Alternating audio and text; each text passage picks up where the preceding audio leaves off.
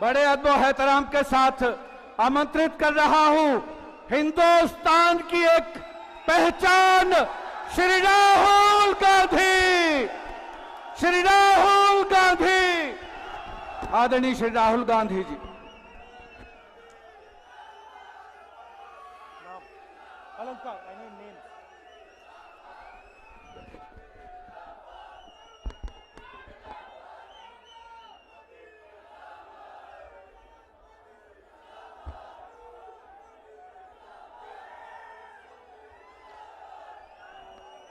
राजीव शुक्ला जी,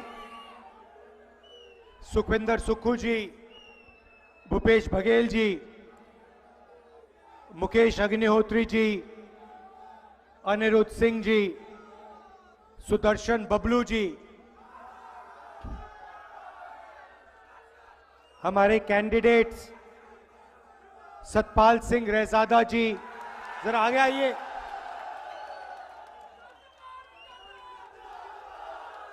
विधानसभा में विवेक शर्मा जी और राकेश कालिया जी,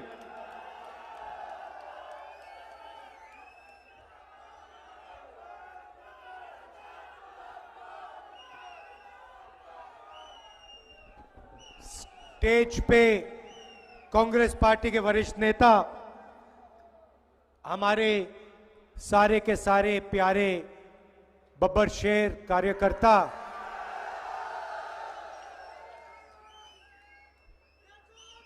आमतौर से जंगल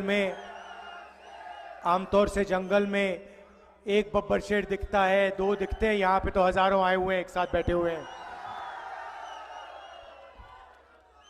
मीडिया के हमारे मित्र, भाई और बहनों, हिमाचल प्रदेश के युवाओं, आप सबका यहां बहुत बहुत स्वागत।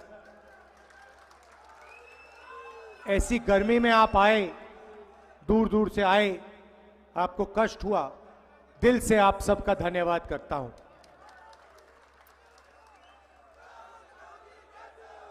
अच्छा, ये मोदी जी के जो इंटरव्यू हैं आपने देखे? ये वो चमचे वाले 4 चमचे बैठ जाते हैं, सवाल पूछते हैं नरेंद्र मोदी से, देखे आपने? ये नरेंद्र मोदी जी से पत्रकार पूछते हैं, नरेंद्र मोदी जी आप आम कैसे खाते हो? छील के खाते हो या चूस के खाते हो? एक और चमचे ने पूछा, नरेंद्र मोदी जी देश में कहा जा रहा है, भैया शांत हो जाएं, डिस्टर्ब मत कीजिए। देश में कहा जा रहा है कि अमीर लोग अमीर होते जा रहे हैं, 20-25 अमीर लोग अमीर होते जा रहे हैं, अरबपति बनते जा रहे हैं, और गरीब लोग गरीब होते जा रहे हैं। तो नरेंद्र मोदी जी आप इसके बारे में क्या सोचते हैं? तो नरेंद्र मोदी पहले 20-25 सेकंड सोचे ऐसे,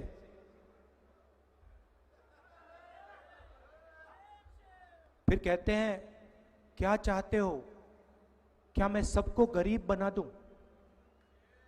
आप सोच देखिए, सवाल गरीब बनाने का नहीं है।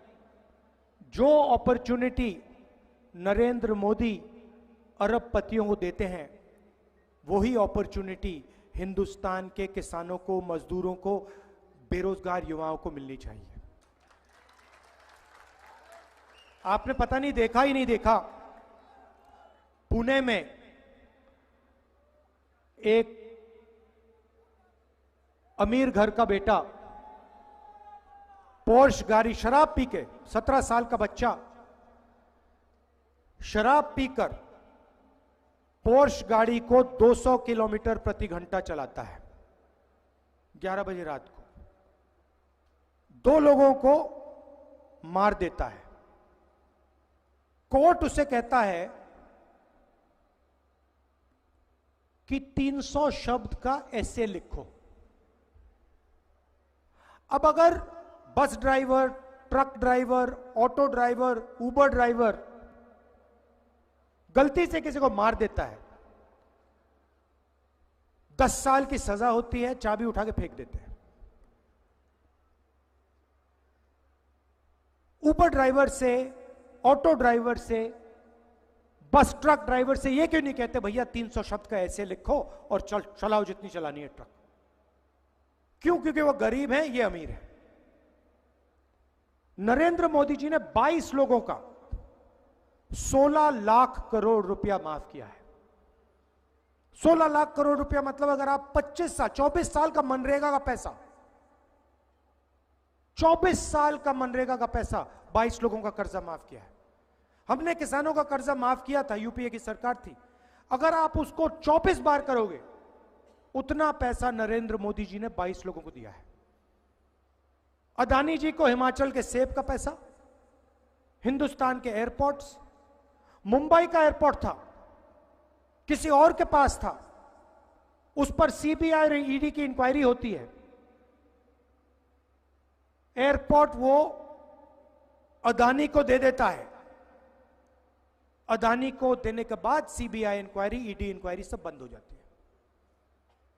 पोर्ट्स दे दिए, एयरपोर्ट्स दे दिए, सोलर पावर, विंड पावर, बिजली, सारा का सारा इन लोगों को दे दिया है। कोई युवा आज छोटा सा भी बिजनेस चालू करना चाहता है, फूड प्रोसेसिंग का बिजनेस, सोलर पावर का बिजनेस, छोटा सा छोटा बिजनेस, उसको बैंक 1 रुपया नहीं देगा। वो लाखों करोड़ रुपए मिलते हैं उनको, और वो करते क्या है? चाइना का माल हिंदुस्तान में बेचते हैं। हमारे जो यहां पे स्मॉल और मीडियम बिजनेसेस हैं, जो रोजगार दिलाते हैं, उनको बंद करते हैं, उनको खत्म करते हैं। और यही काम नरेंद्र मोदी ने पिछले 10 साल में किया है। आप मुझे बता दो, 700 किसानों को शहीद किया। आप मुझे बताओ नरेंद्र मोदी जी ने हिमाचल के किसान, बाकी प्रदेशों के किसान के लिए कौन सी चीज की है? मुझे बताओ। एक काम नहीं किया। जब वो बाहर आए, काले कानून लाए, 3 काले कानून लाए अदानी और अंबानी वाले। जब किसान बाहर आते हैं, वो कहते हैं ये आतंकवादी हैं। 700 किसान शहीद हुए, उनको शहीद का दर्जा नहीं दिया। पार्लियामेंट में मुझे उसके बारे में बोलने नहीं दिया। युवाओं को 2 करोड़ रोजगार का वायदा किया था, कुछ नहीं मिला। और आजकल नया फैशन चला है। इंटरव्यू में नरेंद्र मोदी ने कहा कि मैं बायोलॉजिकल नहीं हूं। हिंदुस्तान के सारे लोग बायोलॉजिकल हैं। मतलब नरेंद्र मोदी अकेले हैं जो बायोलॉजिकल नहीं है। कहते हैं कि जो होता है मुझे मालूम नहीं कैसे होता है, परमात्मा कराते हैं, मैं परमात्मा का काम करने के लिए धरती पे आया हूं। अभी पता है क्या है?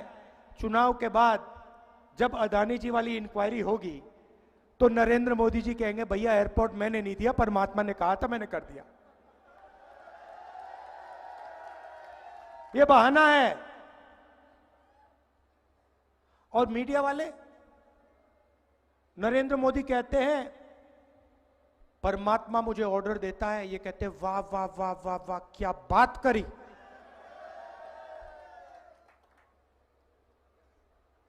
किसी दिन सुक्कू जी मेरे पास आए, बंद कमरे में, उन्होंने कह दिया कि राहुल जी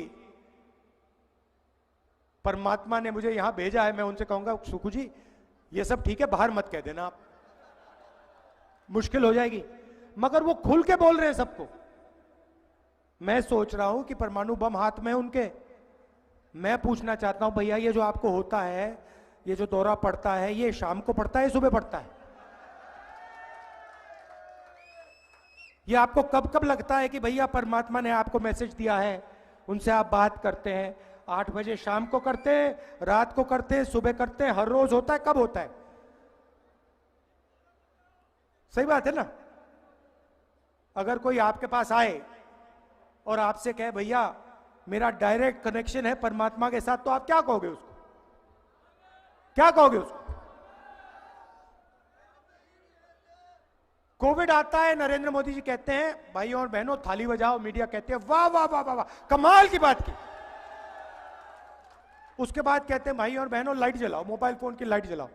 गंगा में लाशों का ढेर, वेंटिलेटर नहीं, ऑक्सीजन नहीं, देश का प्रधानमंत्री खुलकर कह रहा है कि थाली बजाओ, मोबाइल फोन जलाओ। उनका काम क्या है?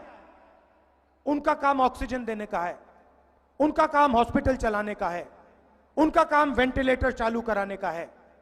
वो सब छोड़ दिया, कहते भैया थाली बजाओ। और यही राजनीति इन्होंने पिछले 10 साल में की है। काम सिर्फ अदानी अंबानी का किया है। मजदूरों के लिए क्या किया बताओ? गैस सिलेंडर की बात होती थी, कहते थे 400 रुपए का गैस सिलेंडर हो गया है। आज कितने का है? 1200 का है। तो सारा का सारा काम इन्होंने उन्हीं के लिए किया है। और मीडिया में वो उनका चेहरा दिखाते हैं 24 घंटा।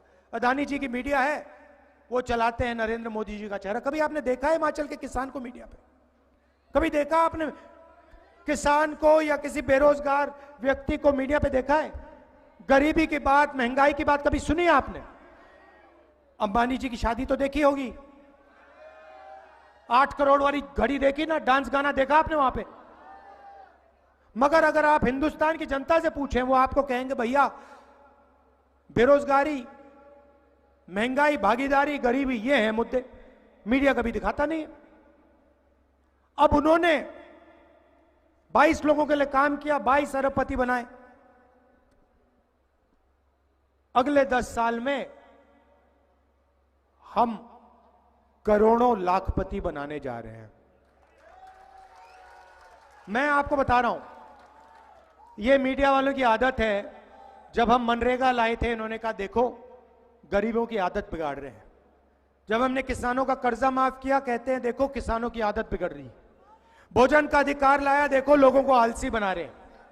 मगर अदानी का कर्जा माफ होता है, कहते हैं देखो विकास हो रहा है, कितना विकास हो रहा है। तो जितना नरेंद्र मोदी ने 22 लोगों का किया, उतना हम करोड़ों लोगों का करने जा रहे हैं।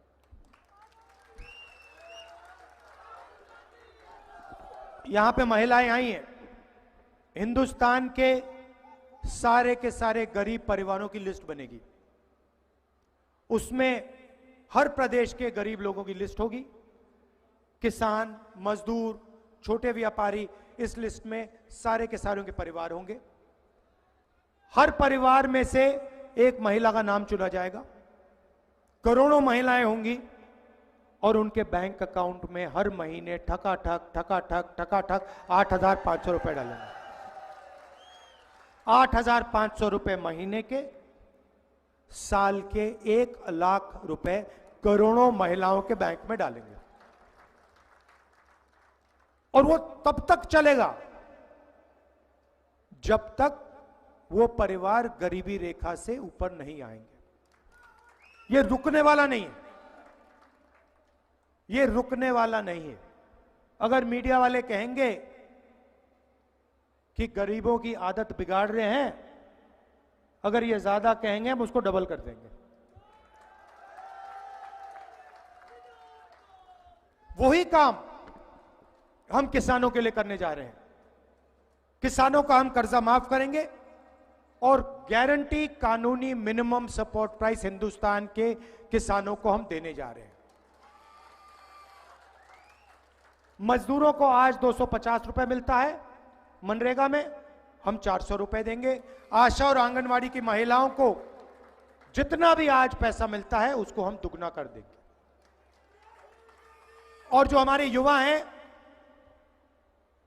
नरेंद्र मोदी जी ने आपको बेरोजगार किया। कैसे किया मैं आपको समझाता हूं।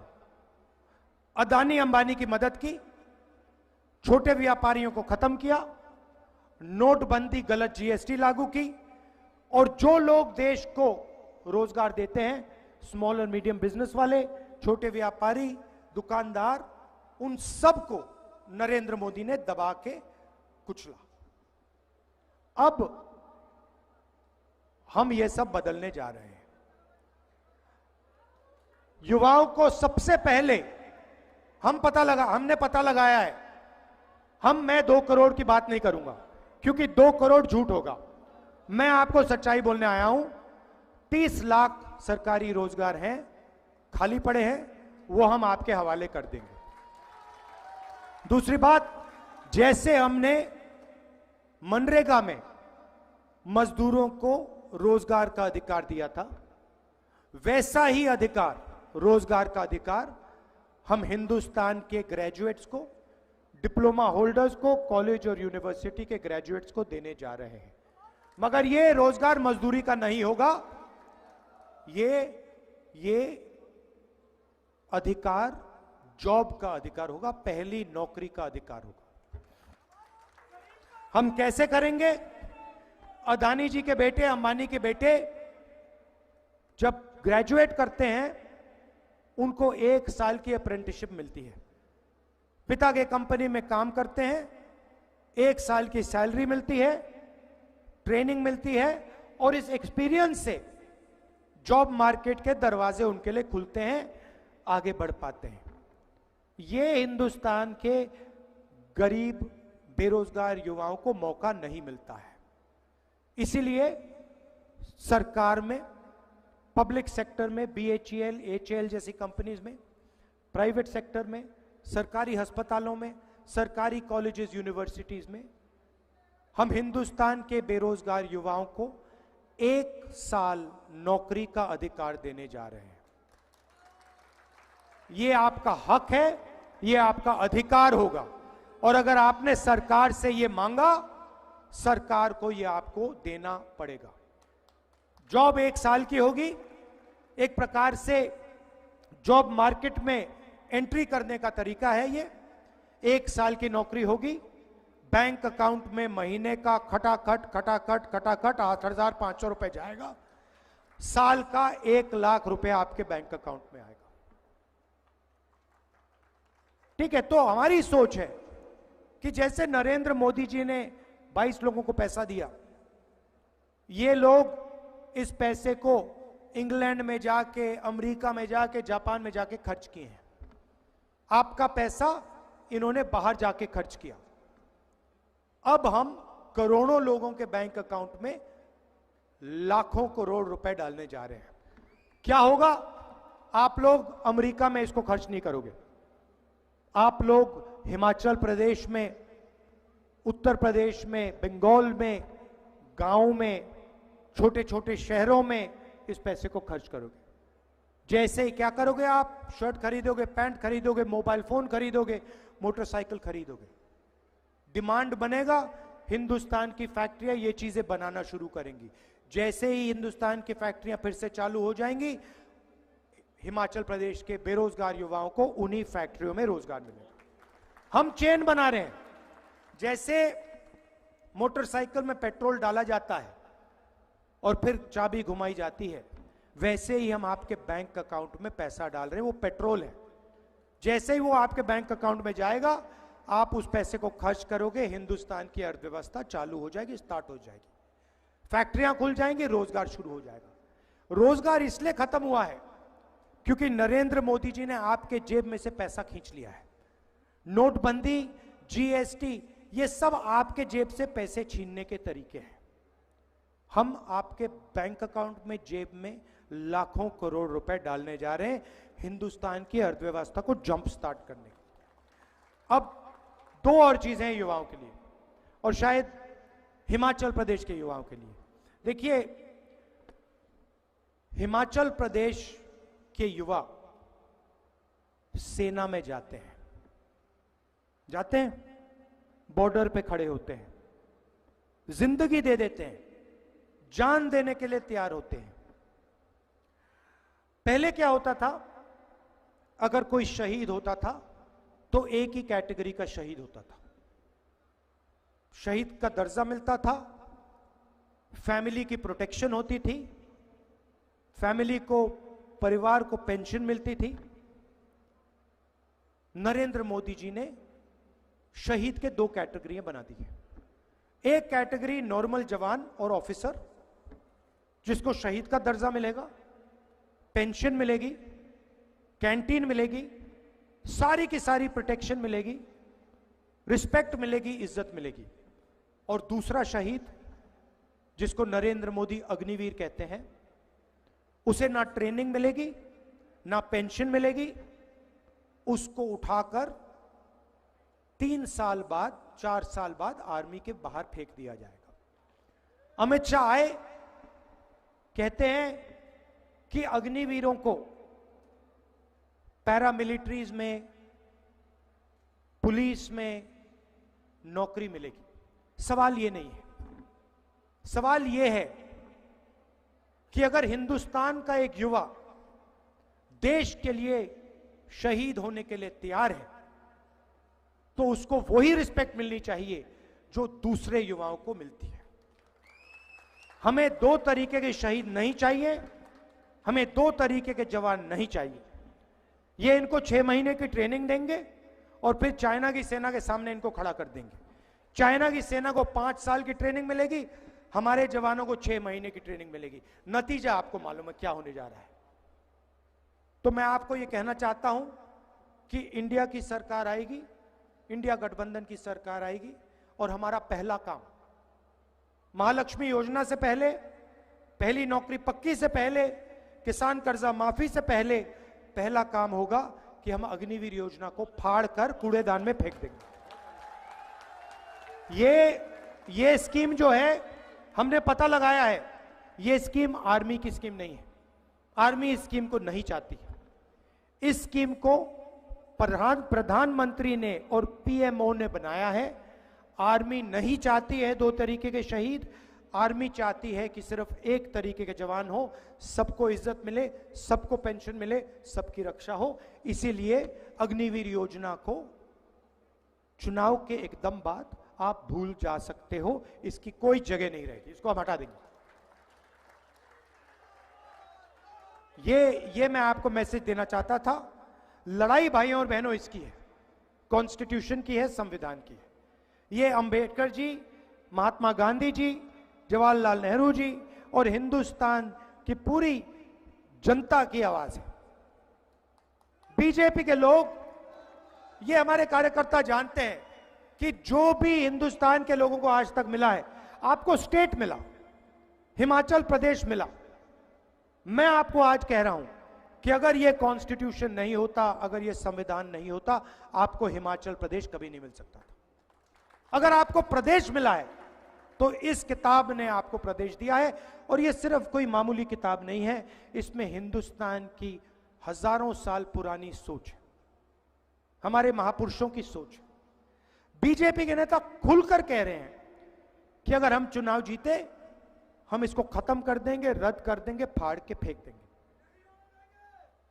कभी नहीं होगा ये। बीजेपी वालों, आप सपना मत देखो, टाइम अपना जाया मत करो। कांग्रेस पार्टी के कार्यकर्ता बब्बर शेर यहां खड़े हैं, वो ये कभी नहीं होने देंगे। कोई भी शक्ति नहीं है जो हिंदुस्तान से इस संविधान को छीन पाए, क्योंकि हमारे यहां पर टाइगर घूम रहे हैं। और ये जो टाइगर हैं, ये बब्बर शेर जो घूम रहे हैं पूरे हिमाचल प्रदेश में, ये 4 की 4 लोकसभा की सीट यहां जिताने जा रहे हैं। मैं आपको दिल से धन्यवाद करता हूं, सुक्खू जी का धन्यवाद करता हूं। और यहां पे देखिए, प्रधानमंत्री जी आए और खुलकर आपके सामने कह रहे हैं, हिंदुस्तान का प्रधानमंत्री कह रहा है कि मैं चोरी कर कर, पैसा देकर, भ्रष्टाचार करके हिमाचल प्रदेश की सरकार को गिराने की कोशिश करूंगा। खुलकर कह रहा है। गोवा की सरकार चोरी की, अरुणाचल की सरकार चोरी की, मध्य प्रदेश की सरकार चोरी की, पैसा देकर, करोड़ों रुपए देकर। नरेंद्र मोदी जी, आप हिमाचल प्रदेश की सरकार नहीं चोरी कर पाओगे, क्योंकि हिमाचल प्रदेश की सरकार, हमारे हिमाचल प्रदेश की जनता आपको समझ गई है, आपको पहचान गई है। सारे के सारे भ्रष्ट लोग, सारे के सारे भ्रष्ट लोग बीजेपी चले गए। हालात ये है भाइयों और बहनों, जो हमारे यहां से निकल के गए हैं ना, पंजाब में, महाराष्ट्र में, किसानों से वो भागकर दौड़ रहे हैं, भाग के दौड़ रहे हैं, सामने नहीं आ पा रहे हैं, क्योंकि सारा देश जानता है कि नरेंद्र मोदी भ्रष्टाचार के सेंटर है, एपी सेंटर है। Narendra Modi ji electoral bond scheme लाए, कहते हैं राजनीति को साफ करने के लिए इलेक्टोरल स्कीम लाए, इलेक्टोरल बॉन्ड स्कीम लाए। अच्छा, अगर आप इलेक्टोरल बॉन्ड स्कीम लाए, तो जब सुप्रीम कोर्ट कहता है कि सरकार को डोनर्स के नाम बता देने चाहिए, आप डोनर्स के नाम बता क्यों नहीं रहे हो? आपने छुपाया क्यों है? भाइयों और बहनों, इलेक्टोरल बॉन्ड स्कीम मैं आपको समझा देता हूं। कंपनी पर दबाव लगता है, सीबीआई ईडी की इंक्वायरी होती है, कंपनी बीजेपी को रिश्वत देती है, सीबीआई इंक्वायरी, ईडी इंक्वायरी बंद हो जाती है। यह है इलेक्टोरल बॉन्ड स्कीम। हफ्तेबाजी है, एक्सटॉर्शन है। दुनिया का सबसे बड़ा एक्सटॉर्शन स्कीम नरेंद्र मोदी जी ने लागू किया हिंदुस्तान पर। यह सच्चाई है, और यह सच्चाई पूरा देश अब बहुत अच्छी तरह समझ गया है कि नरेंद्र मोदी जी अदानी जी के लिए, अंबानी जी के लिए काम करते हैं, किसान, मजदूर, बेरोजगार युवाओं के लिए काम नहीं करते हैं। और नरेंद्र मोदी इसको खत्म करना चाहते हैं, कॉन्स्टिट्यूशन को रद्द करना चाहते हैं। पूरा देश समझ गया है। इसीलिए हिमाचल प्रदेश में 4 की 4 सीट कांग्रेस पार्टी को आने जा रही है। विधानसभा में भी हमारी 6 की 6 सीट यहां आएंगी। आप सबका दिल से धन्यवाद करता हूं, इतनी गर्मी में आप आए, बहुत बहुत धन्यवाद। जय हिंद, जय हिमाचल। आप हिमाचल की इस धरा जिला ऊना पे आए, आपका दिल की गहराइयों से बहुत बहुत धन्यवाद। सभी दोनों हाथ खड़ा करके एक नारा लगाकर श्री राहुल गांधी जी का धन्यवाद करें। श्री राहुल गांधी, श्री राहुल गांधी। आप सभी दोनों हाथ खड़ा करके ये भी दिखाएं कि हम 4 की 4 लोकसभा की और 6 की 6 हम विधानसभा की सीटें जीतेंगे। भारत माता की